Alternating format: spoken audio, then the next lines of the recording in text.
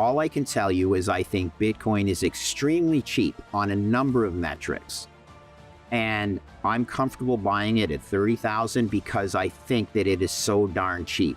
And I use one model that uses credit default swaps. I can use another model that values Bitcoin at over $2 million in today's dollars.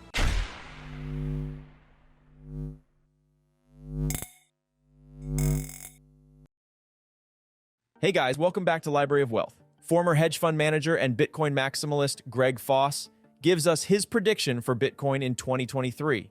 In what he calls a failing financial system, Foss discusses how Bitcoin will outlast the fiat money system as the value of the dollar continues to decline. Although the market may have played a role in some of Bitcoin's recent price volatility, decreasing fiat currencies will eventually act as a catalyst for Bitcoin to rise. He predicts Bitcoin's market cap will overtake gold and will become the preferred store of value. Greg Foss talks about how the de-dollarization of fiat money, as well as the surge in money printing, will affect Bitcoin's future. Let's listen to the latest interview with Greg Foss as he gives his prediction for Bitcoin and the financial market in 2023. Don't forget to hit the like button and subscribe if you enjoy the content we do here on this channel. Let's get right into the video. So I can use another model that values Bitcoin at over $2 million in today's dollars. Is that going back to bonds? It is bonds, and it's global financial assets, of which the largest global financial assets is debt. So yes, it rests on the debt thesis, but you have debt, then you have real estate, then you have equities, all summing up. Break that down for us. Sure. The total global financial assets in the world today are 900 trillion US dollar equivalent, okay? Which includes global financial debt, 400 trillion US dollars. Right below that, 300 trillion of global real estate. Below that, 100 trillion of global equity. And then there's a catch-all bucket of another 100 trillion, which includes your gold, which is anywhere between $5 and $10 trillion. It includes commodities. It includes all currencies.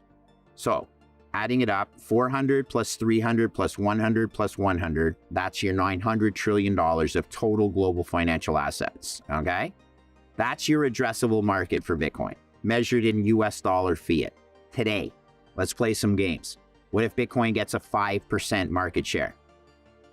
5% of 900 trillion, 45, do the math, 45 trillion, right? What's 45 trillion divided by the fixed supply of Bitcoin of 21 million? Over 2 million US dollars per Bitcoin in today's dollars. I don't care about anything else.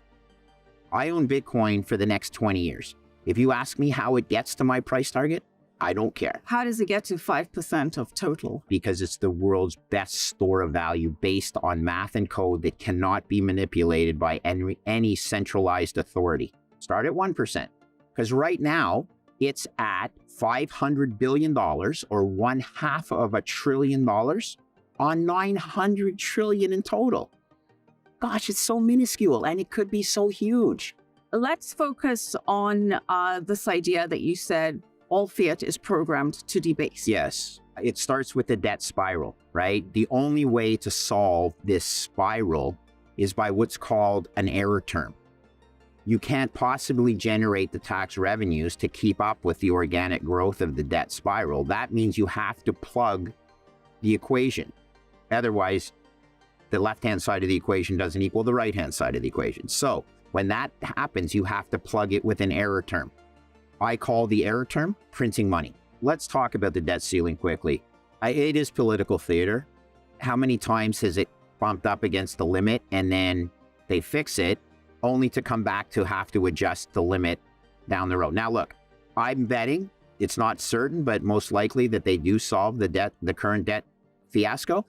But we're gonna printing. I mean, that's that's fair. But they have to be able to print, essentially. Yeah.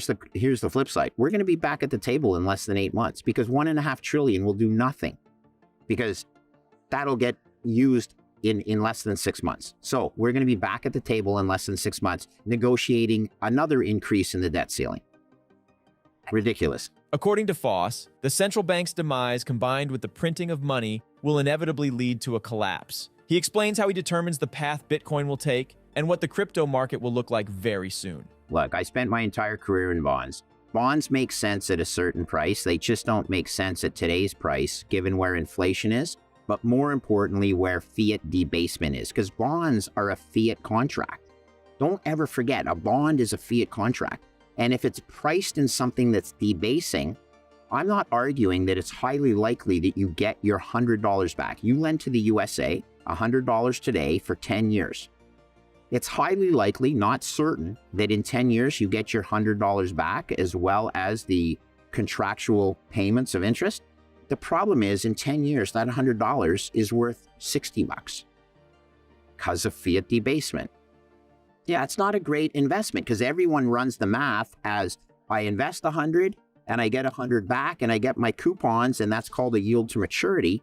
But they assume that the value of $100 in 10 years equaled the value that it was today. So not taking into account Debasement, correct. And inflation. They're the flip side. They're the same thing. But at the end of the day, yes, you're absolutely right. Now look, a bond is what's called a soft asset. And there are other hard assets. I know you like gold and real estate and Bitcoin. That's why I like being on your show. Because I'm not saying you have to put all your money in Bitcoin. But be careful of soft assets, which are bonds, versus hard assets that maintain their purchasing power against fiat, like real estate, like gold, like equities. Amongst those three, bonds are the worst. Now, in a short-term trade, guys can say, hey, interest rates are going to go down, therefore bond prices are going to go up. That's a trade. That's not a 30-year investment. I'm talking 30-year investment horizon. Last time we spoke was right after Fed Chair Jerome Powell tried to assure us that the banking system was, quote, sound and resilient. Seems to settle down a little bit as of yet. Calm before another storm? In my opinion, yes, only because banking is banking. The reality is banks are very levered. They always have been.